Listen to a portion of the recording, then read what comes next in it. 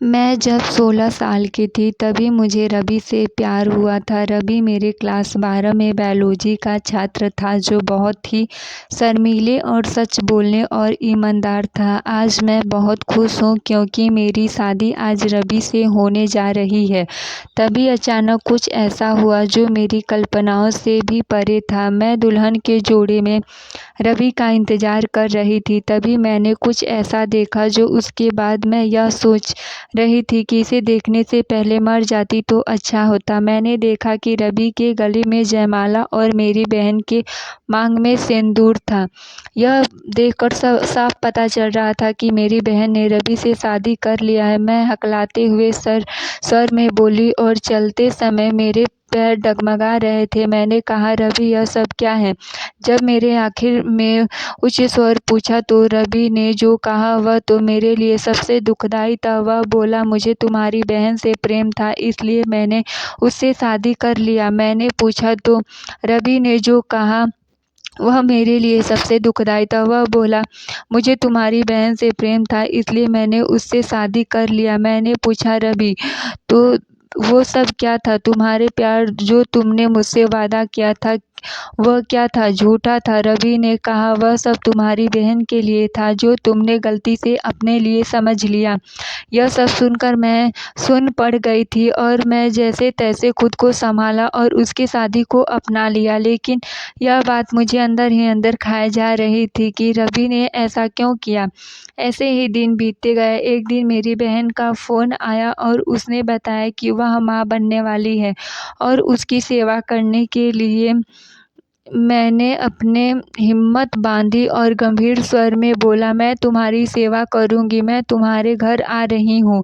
मेरे अपनी बहन का अच्छे से देखभाल करती और टाइम से उसे दवा देती। मैं और मेरी बहन बहुत ही खुश थे। तभी मैंने देखा कि रवि एक काम वाली बाई लेकर आया जो दिखने में बहुत ही सुंदर थी, लेकिन मुझे उसका पहनावा थोड़ा अजीब लगा क्योंकि कौन नौकरानी साफ कपड़े पहनकर काम करने आती है। रवि ने उसे हमसे मिलवाया और सभी काम को समझाकर चला गया। फिर जो मैंने देखा वह शायद मैंने देखा रवि उसके पास रसोई घर में खड़ा है। इससे पहले कभी भी रवि ने रसोई घर में कदम भी नहीं रखा था। मैं सबसे ज़्यादा तब चौंक गई जब मैंने देखा रवि सब्जी धुल रहा था। यह देखकर मुझे कुछ भी समझ नहीं आया और मैं वहाँ से अपनी बहन के कमरे में चली आई। मैंने सोचा, क्या यह बात मेरी बहन को बताना सही होगा? यह सब सोच ही रही थी तभी किसी के पैर की आहट सुनाई दी और मैं चुप होकर बैठ गई। मैंने देखा कि काम वाली बाई और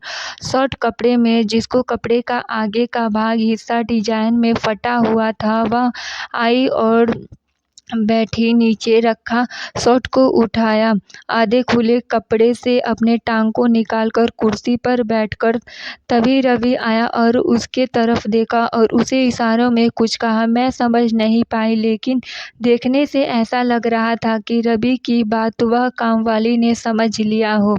यह दोनों वहाँ से चले गए और मैं भी अपने बहन के साथ उसके कमरे में सो गई। मुझे यह बात भी अजीब लगी थी कि तब से मैं आई थी तब से रवि ने मेरी बहन के कमरे में आना बंद कर दिया था। ऐसे ही एक रात मुझे किसी की भिनभिनाहट सुनाई दी। मैं जब गई तो मैंने जो सुना वह वाकई में भयानक था। मैंने सुना रवि कामवाली से किसी वचन की बात कर रहा था। तभी कामवाली रोते हुए पैरों को पीटते हुए निकली और रवि भी उसके पीछे पीछे उसे मनाने के लिए गया। मुझे यह सब अजीब लगा और मैं सोने चली गई, लेकिन मैंने सोचा कि यह लोग मेरी बहन का इस्तेमाल तो नहीं कर रहे हैं। लेकिन मैं यह भी सोचती थी कि रवि तो मेरी बहन से कितना प्यार करता है और मेरी बहन तो उसके बच्चे की माँ बनने वाली है। लेकिन मेरे मन में यह भी सवाल गूंज रहा था कि आखिर रवि से वह काम वाली किस वचन की बात कर रही थी। तभी मैंने ठान लिया था कि मैं इसका सच सबके सामने लाऊंगी। मैं अब रवि पर नज़र रखने लगी। मुझे ना जाने क्यों ऐसा लग रहा था कि वह लोग मेरी बहन से ज़्यादा मेरी बहन के होने वाले बच्चे से प्रेम करते हैं। तभी अचानक मैंने देखा रवि कामवाली का हाथ को पकड़कर कमरे में लेकर जा रहा था। उसने दरवाज़ा अंदर से बंद कर लिया। अंदर से कुछ गुनगुनाहट सुनाई दी। मैं दरवाजे के पास गई और जो सुना हैरान करने वाली बात थी। कामवाली रवि को कहती कि रवि, हमारा बच्चा कब होगा? मुझे ऐसा क्यों लग रहा है कि तुम मुझे भूलकर उस लड़की के पीछे दीवाने हुए जा रहे हो? और उसने कहा, तुम्हें तुम्हारा बच्चा याद है ना? रवि ने कहा, हाँ, मुझे अपने वचन याद है। तभी कामवाली गंभीर स्वर में बोली, नहीं, तुम्हें तुम्हारा वादा याद नहीं है। तुम्हें तुम्हारा वादा याद रहता तो तुम उस डायन के प्यार में पड़ते। मैं दुखी मन से यह सब सुनकर अपनी बहन के कमरे में आई और बोली, बहन, मैं तुम्हें कुछ नहीं होने दूंगी। यह कहकर मैं सो गई। जब सुबह हुआ, जो मैंने देखा वह तो सच में कल्पना से भी परे था। वह नौकरानी, उसके माथे पर सिंदूर और उसके गले में मंगलसूत्र था, जो मुझे और चिंता में डाल रहा था। मुझे लगा कहीं रवि इसी वचन की तो बात इससे नहीं कर रहा था। तभी कामवाली ने जो बताया वह तो मेरी बहन की जिंदगी को तहस-नहस कर देता। उसने बताया कि मैं कभी भी माँ नहीं बन सकती। मैंने कहा, जाने दो, सब की जिंदगी एक जैसी तो नहीं होती। मुझे क्या पता था वह डायन मेरी ही बहन का घर बर्बाद कर दी है। तभी अचानक रवि बोला, तुम्हें तो रवि यह सब कह ही रहा था। नौकरानी दौड़कर जाकर उसके गले लग गई।